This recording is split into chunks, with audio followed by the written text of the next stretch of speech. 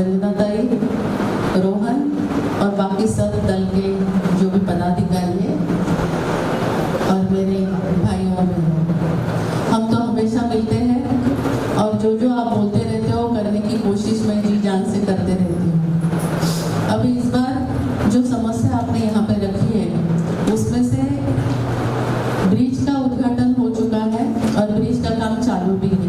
खाली इतनी बात है कि उन्होंने कहा था कि बारिश होने के बाद आपको दिखाई देगा, यही एक बात है। बाकी सब परमिशन से लेके उसके पीछे में कितनी दौड़ी ये आप सबको पता है। तो काम तो होने वाला है, 18 महीने उन्होंने बताया है हमें।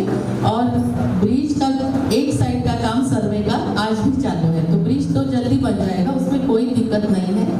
पूरी जांच से हमने करवा ली है, मीटिंग्स भी करवाया और कुछ मीटिंगों में आपके प्रतिनिधि शशि जी आप भी खुद, मैंने आपको इसलिए बुलाया था मीटिंगों में कि कभी कभी हम लोग आपको बताते हैं ये मीटिंग हुई वो मीटिंग हुई, लेकिन आपका विश्वास भी तो बैठना चाहिए, इसलिए मैंने मीटिंग में आप लोगों को इन्वॉल्व किया।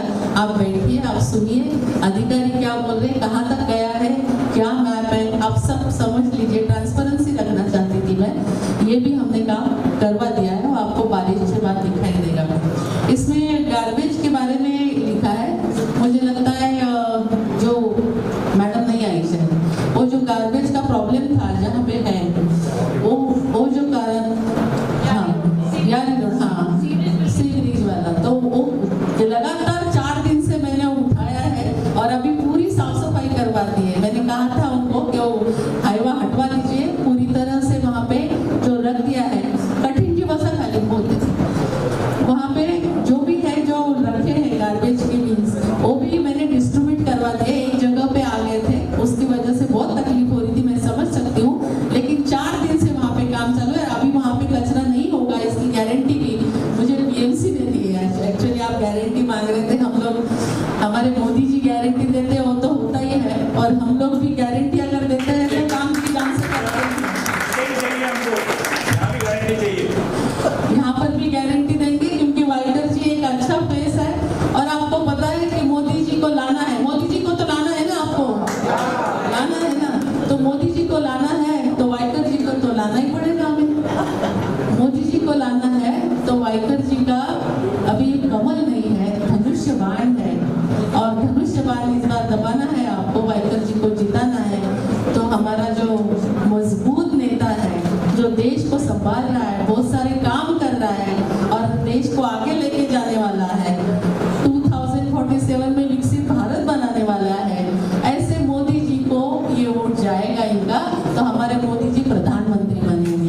तो मैं चाहती हूँ कि आपका आशीर्वाद मोदी जी को दीजिए, वाइकर जी को दीजिए, मुझे दीजिए, हमारे सटल जी को दीजिए, हमारे सारे नगर सेवक है उनको दीजिए, अल्ताफ को दीजिए।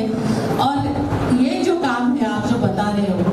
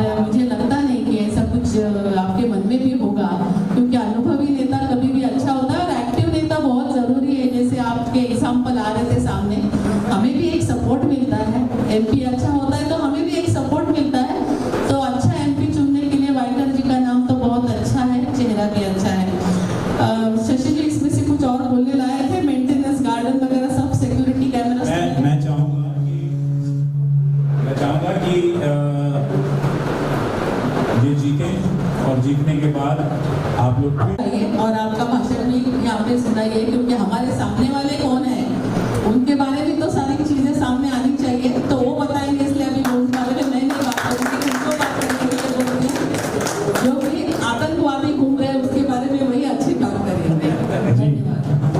नमस्कार।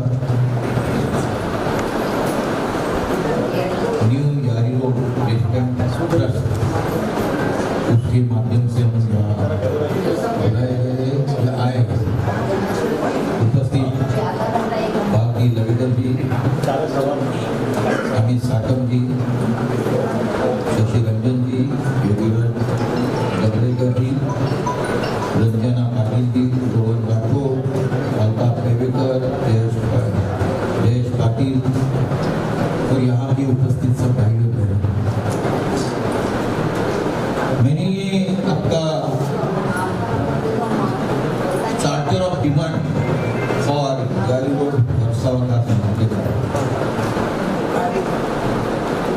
मुझे खेद है कि इतना सिंपल काम अभी तक क्यों नहीं हुआ। मैं एक चैलेंज देता हूं आपको कि ये काम आपका 3 महीने के अंदर कर दूंगा।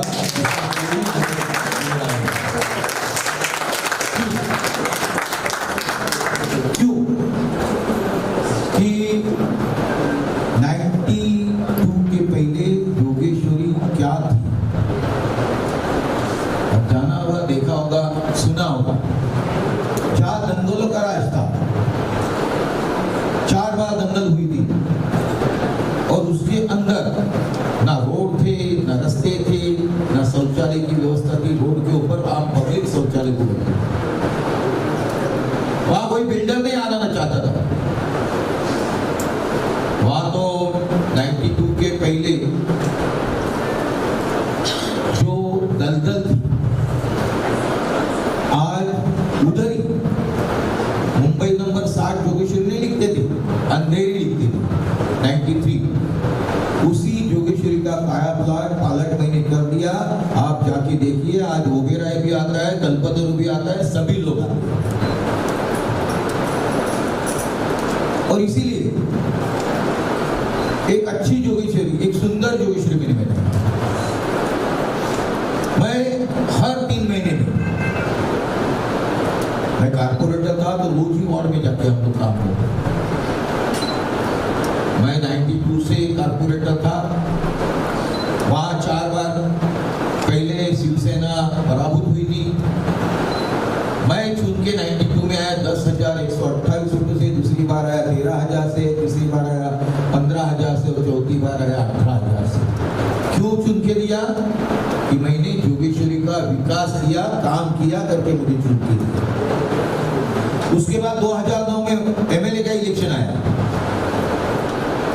पहली बार में 15,000 से चुन के आया, दूसरी बार 29,000 से चुन के आया और तीसरी बार 90,000 वोटों से चुन के आया।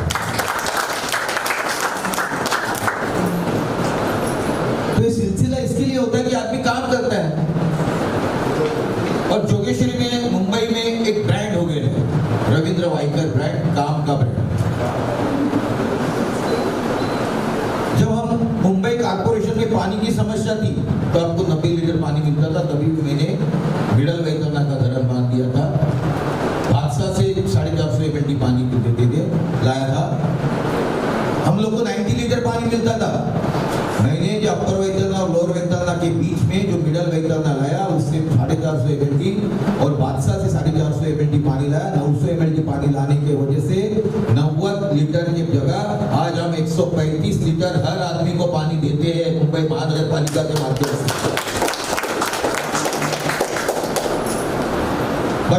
बच्चे के लिए भी हम लोग ने, जो स्लम के बच्चे होते हैं, जो मुंबई महानगर पालिका में जाते हैं, ना उनके पास जूते होते हैं, ना उनके पास बुक होते हैं, ना उनके पास दफ्तर होता है, ना उनके पास पानी की बोतल रहती है। हमने उस टाइम चालू किया कि उस बच्चे लोग को 6-7 लाख बच्चे मुंबई कारपोरेशन के स्कूल में पढ़ते थे।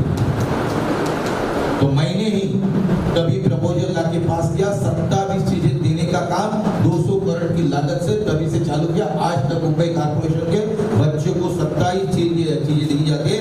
बूट से लेके, कपड़े से लेके, दफ्तर से लेके, कंपास से लेके, वो काम रविंद्र वाइकर ने किया।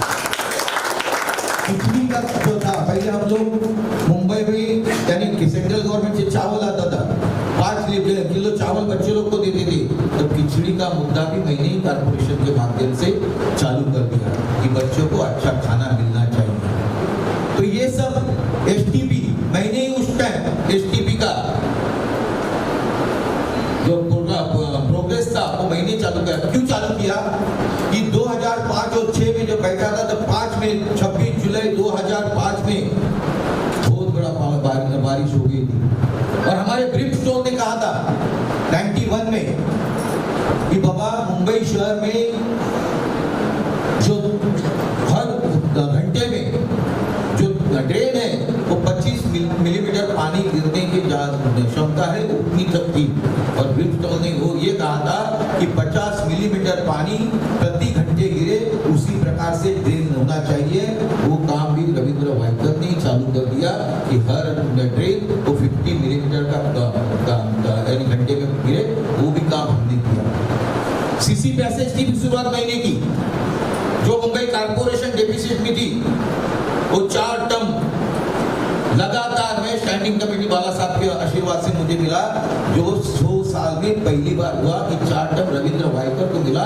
जो कारपोरेशन डेफिसिट में थी, वो कारपोरेशन में 4 टर्म करने के बाद 20,000 करोड़ से प्लस में लाए। तो एक नाम है रविंद्र वाइकर, एक ब्रांड है। विधानसभा में भी मैं पहली बार चुन के आया तो मैं प्रतोत्तर के हो गया पार्टी का, शिवसेना पार्टी का, शिवसेना भाजपा युति। दूसरी बार मैं मिनिस्टर बना, हायर एजुकेशन और गृह निर्माण मेरे पास आया। कानून में कैसा बदलाव चाहिए करने का मैंने प्रयास किया। स्लम डेवलपमेंट क्यों नहीं होता, उसके ऊपर रीजन है। जो रीजन होते हैं कि हमारे यहाँ डीपी हम बना दिए 1976 में पहला मुंबई का डीपी हो गया, 1991 में दूसरा हो गया और तीसरा डीपी हम 34 का डीपी कहते हैं। 20 साल में डीपी बनाते हैं, उसके अंदर हमारे एरिया में क्या डेवलपमेंट होना चाहिए, कैसी डेवलपमेंट होना चाहिए, वो डेवलपमेंट प्लान में हम बताते, उसके बाद वो प्लान का इम्प्लीमेंटेशन करते हैं। तो उसके अंदर मुंबई शहर के अंदर जब डेवलपमेंट प्लान बनता है, तब हर किसी की जगह होती है, सेंट्रल गवर्नमेंट की होती है, स्टेट गवर्नमेंट की होती है, कलेक्टर की होती है, मुंबई कारपोरेशन की होती है, प्राइवेट लोगों की होती है।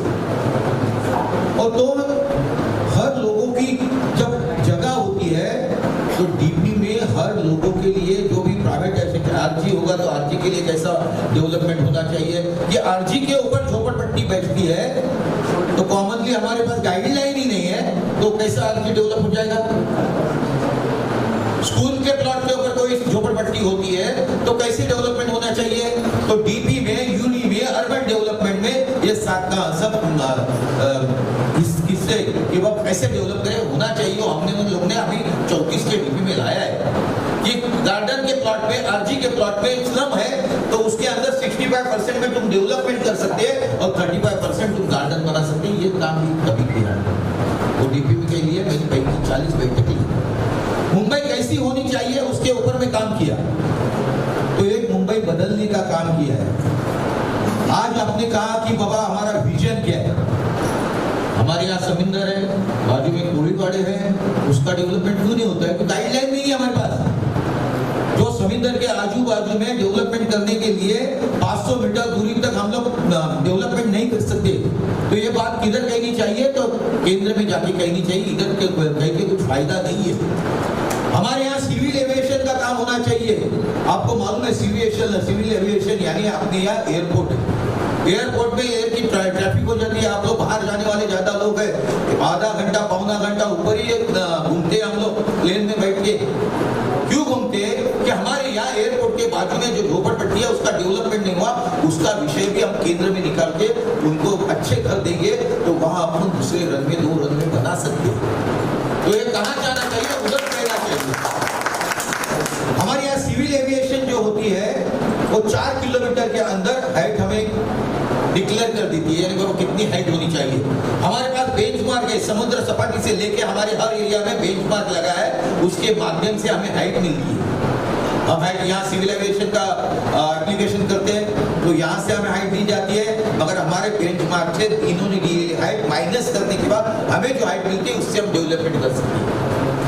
हमारे पास रनवे है, वो रनवे की यहाँ से हम लोग हमारे जोगेश्वरी के एंड तक यानी मेरवाड़ी पुलिस स्टेशन तक वो सिविल फनेल है, फनेल क्या हम रनवे के ऊपर उतरने के लिए और उड़ान करने के लिए हम लोग काम करते हैं। तो ये प्रश्न कि हमारा ये फनेल है, फनेल के अंदर जो भी बिल्डिंग आते हैं जो 100 साल की है, 50 साल की है, सांता क्रूज की है, पार्ला की है, हम डेवलपमेंट नहीं कर सकते। क्यों नहीं कर सकते? ये जाके लोकसभा में हमने पूछना चाहिए कि ये क्यों। तो इसके लिए क्या करना चाहिए? हमारे पास मोनूमेंट है जिनका जिक्र इन्होंने किया है कि महाकाली गुम्पा है, जोगेश्वरी गुम्पा है। मोनूमेंट जो रहता है समझो हमारे कुतुब मीनार है, तो उसके अंदर 500 मीटर के अंदर कोई कुछ काम नहीं करना चाहिए। मगर हमारे यहाँ गुम्फा है वो तो अंडरग्राउंड है, तो कानून अलग होना चाहिए। जो वर्टिकल जो मोनूमेंट है उसके लिए अलग कानून होना चाहिए, जो अंडरग्राउंड है मोनूमेंट है उसके लिए अलग कानून होना चाहिए। और इसके लिए ये सब विजनरी होता है और वो विजन होना चाहिए। और विजन नहीं होगा ना तो ऐसे कितने भी लोग आएंगे ना, कुछ नहीं होगा। इसके लिए विजनरी आदमी आपको भेजना है। और मैंने इसके लिए कहा, मैं हमेशा मेरे एरिया में 3 महीना में मेरे जितने भी नगर सेवक होते हैं उनको मैं वार्ड में बुला लेता हूँ कि तुम्हारे जो भी प्रॉब्लम है, तो वार्ड ऑफिस होता है, पुलिस होती है, आरटीओ होती है, जो भी एजेंसियां होती है, सब एजेंसियां वो वार्ड ऑफिस में जमा होती है। वो सेंट्रल एजेंसी हो, वार्ड की एजेंसी हो, एएमसी हो, सबको मैं नहीं बुलाता हूँ। मैं जब स्टैंडिंग कमेटी में था तब मैं कमिश्नर को लेके वार्ड में जाता था।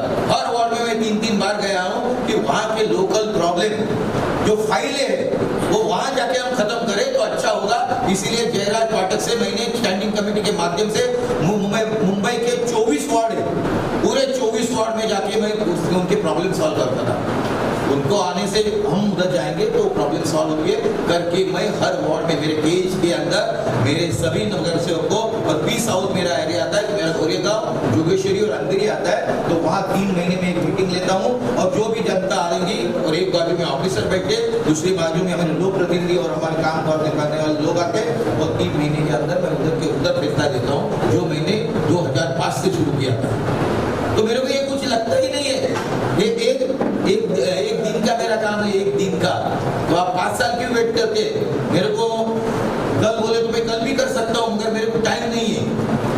ये गार्बेज उठाना, सैनिटाइज करना, ये कुछ बड़ी बात नहीं है, मगर इसके लिए सिस्टम मेरे पास है, जो सिस्टम में सदियों से फॉलो करते आ रहा हूँ। इसके लिए अपने प्रॉब्लम जब 20 तारीख को ये हो जाएगा, या 4 तारीख के बाद जो रिजल्ट आने के बाद हम लोग हर 3 महीने में वार्ड ऑफिस में मिलेंगे, ये मेरा वादा रहेगा।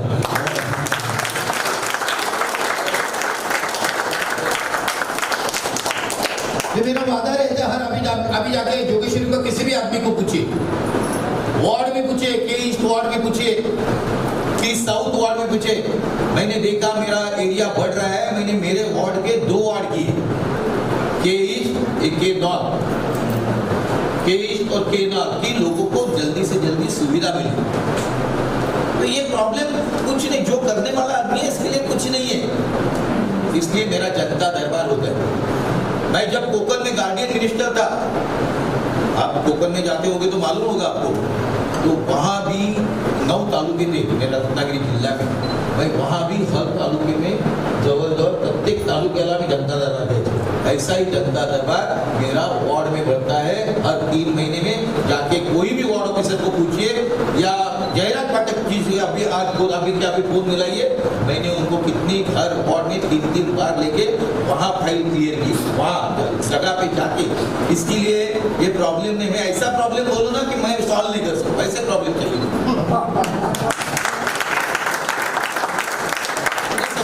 इसलिए आपने जानकारी लीजिए, ये रविंद्र वाइकर कौन है। रविंद्र वाइकर एक ब्रांड है, काम का नाम है, काम का ब्रांड है, और वही लेके मैं यहाँ आया हूँ।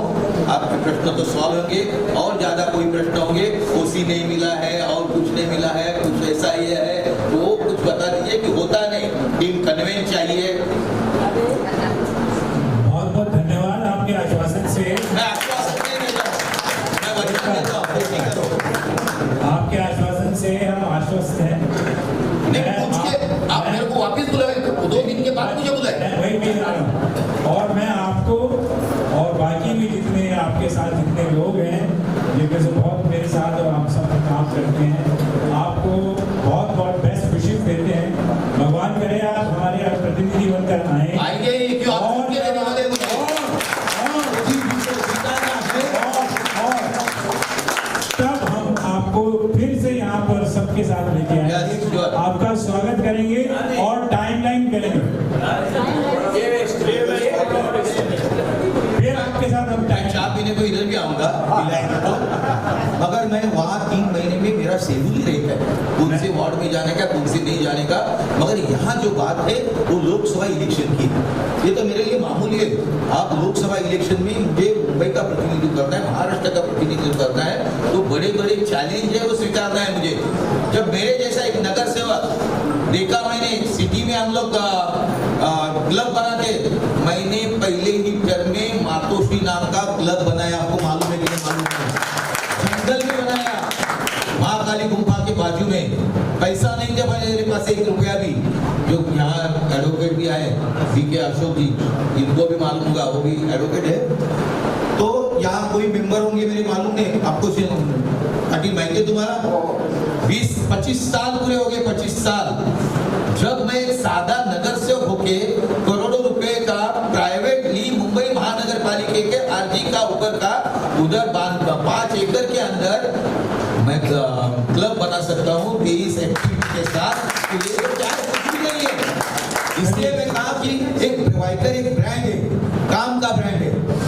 तो ये लोकसभा का इलेक्शन है, मोदी जी के हाथ हमें जबरदस्त बनाना है, क्योंकि इंडिया को उन्हें शाइन मिला है।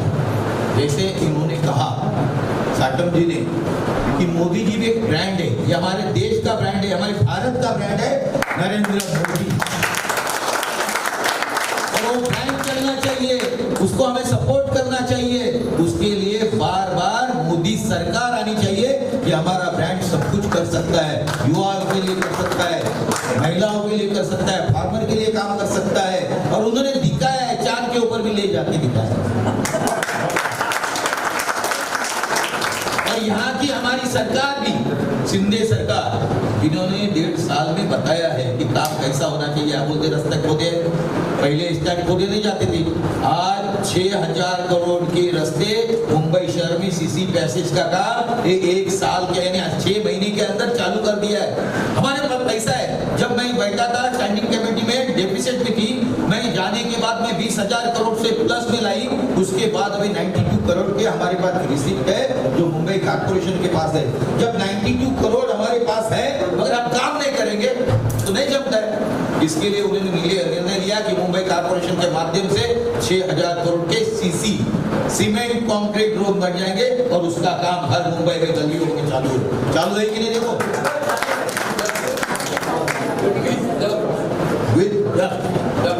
डब क्यों मालूम है?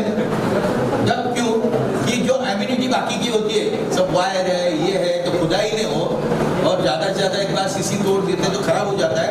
मेरे यहाँ जोगेश्वरी विक्रोली में लिंक रोड में 2010 में मैंने सीमेंट कॉन्क्रीट का पहला रोड किया।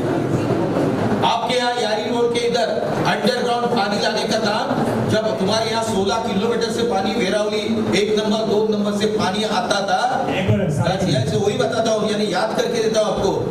जब मैं वहाँ बैठा कि 16 किलोमीटर आती थी, हमारे यहाँ राजू पटेल नगर सेवक थी, तो बोलते हमारे पास पानी ही नहीं आता है, पानी आता है। मैंने तभी निर्णय लिया कि इसके ऊपर काम करना चाहिए। मैंने वेरावली के अंदर 70 मीटर जाके 5 किलोमीटर के यहाँ से वेरावली से यारी रोड तक अंडरग्राउंड पानी की लाइन डाल दी, अंडरग्राउंड अभी किया मैंने 2005 और 6 में। तो आपके लिए कील है उतना भी मालूम नहीं आपको।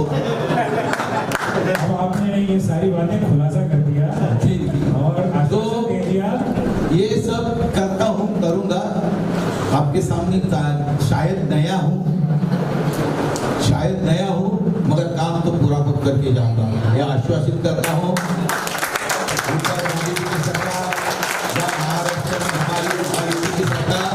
और काम के लिए हम लोग तीनों जन आपके साथ है, काम तो हो जाएगा। आपने यहाँ में आने का मौका दिया, इसलिए शुक्रिया, धन्यवाद। जय हिंद, जय महाराष्ट्र। आज यहाँ पर महायुति के उम्मीदवार रविंद्र वाइकर जी, जो उत्तर पश्चिम लोकसभा क्षेत्र के उम्मीदवार है महायुति के, वो यहाँ यहाँ पर यारी रोड फेडरेशन ने, रेसिडेंट एसोसिएशन ने बुलाई गई सिटीजन मीटिंग में उपस्थित थे, जहाँ पर उन्होंने अपना एजेंडा रखा, उन्होंने अपने बारे में बताया, उन्होंने पिछले 35 साल में किए हुए कामों के बारे में बताया, आने वाले समय में वो क्या करना चाहते हैं वो बताया।